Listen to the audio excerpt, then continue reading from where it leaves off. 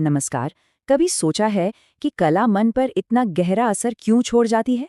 आज हम इसी सवाल की तह तक जाएंगे, कला और सौंदर्य शास्त्र के दर्शन को समझेंगे, वो भी एक बहुत ही दिलचस्प एकेडमिक कोर्स के चश्मे से। तो हम करने क्या वाले हैं? हम एक एकेडमिक सिलेबस जो अक्सर थोड़ा सूखा लगता है, उसे एक तरह से एक बौद्धिक खजाने के नक्शे में तब्दील करने वाले हैं। यही रोडमैप हमें बताएगा कि भारतीय सौंदर्य शास्त्र में सुंदरता और मतलब के जो विचार हैं, वो कैसे पनपे और विकसित हुए।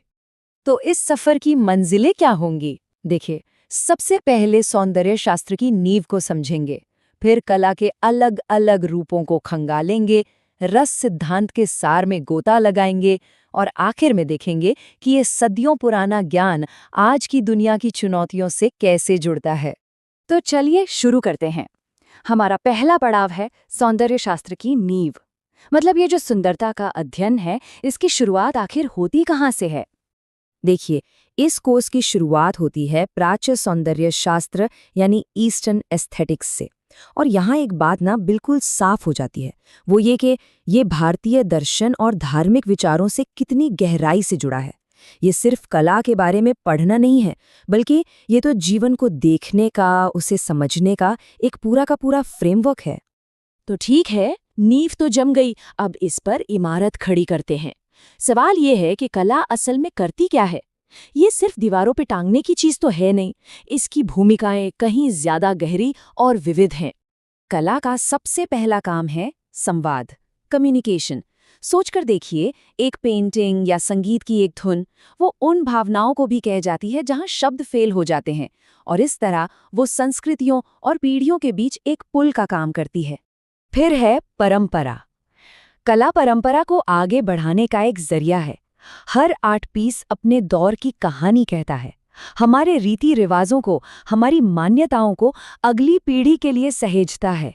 और हाँ, कभी-कभी यही कला हमें उन परंपराओं पर सवाल उठाने की हिम्मत भी देती है। और हाँ, अभिव्यक्ति, एक्सप्रेशन, कला इसका एक बुनियादी रूप है। ये एक आर्टिस्ट के लिए एक मंच है जहाँ वो अपने अंदर के गहरे विचारों और एहसासों को दुनिया के सामने रख सकता है, और हमें मौका मिलता है कि हम सीधे सीधे उस मानवीय अनुभव में झांक सकें। और आखिर में कला और समाज, ये दोनों एक दूसरे से ऐसे जुड़े हैं कि इन्हें अलग किया ही नहीं जा सकता। कला समाज की परछाई है, उसके मूल्य, उसके संघर्ष, उसकी उम्मीदें, सब कुछ उसमें झलकता है। ये एक आईना है जिसमें हम सब खुद को देख सकते हैं, अपनी अच्छाइयों और अपनी कमियों के साथ। चलिए अब आते हैं भारतीय सौंदर्य शास्त्र के बिल्कुल दिल में, यानी रस सिद्धांत पर। ये वो कॉन्सेप्ट है जो एक सवाल का जवाब देता है कि हम कला का अनुभव करते कैसे हैं। तो ये रस आखिर है क्या? देखिए, ये सिर्फ एक इमोशन या भावना नहीं है, ये उससे कहीं आगे की चीज है। ये एक ऐसी ऊंची अवस्था है, एक तरह का अलौकिक आनंद है जो एक कलाकृति देखने वाले के मन में पैदा हो सकता है।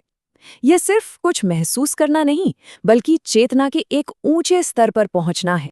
और इस रस तक पहुंचने का जो प्रोसेस है, उसे कहते हैं रस निष्पत्ति। बड़ा दिलचस्प है ये।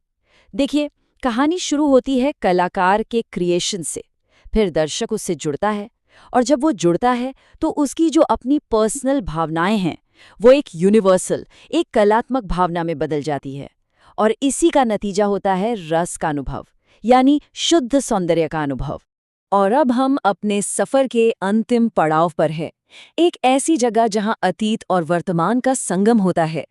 यहाँ हम ये देखने की कोशिश करेंगे कि ये सदियों पुराना ज्ञान आज की इस तेजी से बदलती दुनिया में कितना प्रासंगिक है, कैसे लागू होता है। यहाँ पर ना दो दुनियाएं एक साथ आती हैं। एक तरफ है हमारे प्राचीन भारतीय ग्रंथ और उनमें दिए गए सौंदर्य के सिद्धांत, और दूसरी तरफ है आज का भारत और यहाँ की कला। जब हम उन पुराने सिद्धांतों को आज की कला पर लागू करके देखते हैं, तो ये पढ़ाई सिर्फ इतिहास नहीं रह जाती, ये जीवंत हो उठती है, सांस लेने लगती है और अविश्वसनीय रूप से रेलेवेंट बन जाती है। और आज के दौर की चुनौतियां कम नहीं हैं। सवाल ये है कि कला भारत के इस जटिल सामाजिक राजनीतिक माहौल से कैसे जुड़े, आलोचना या क्रिटिसिज्म उसके मतलब को कैसे बदलता है, और शायद सबसे बड़ा सवाल, औद्योगिकरण और मास प्रोडक्शन की इस दुनिया में कला अपनी असली आत्मा को, अपनी रूह को कैसे जिंदा रखे। और यही हमें हमारे सबसे आखिरी और शायद सबसे ज़रूरी सवाल पर लाके खड़ा कर देता है। औद्योगिकीकरण के इस दौर में, टेक्नोलॉजी के इस ज़माने में, कला की आत्मा का भविष्य क्या है?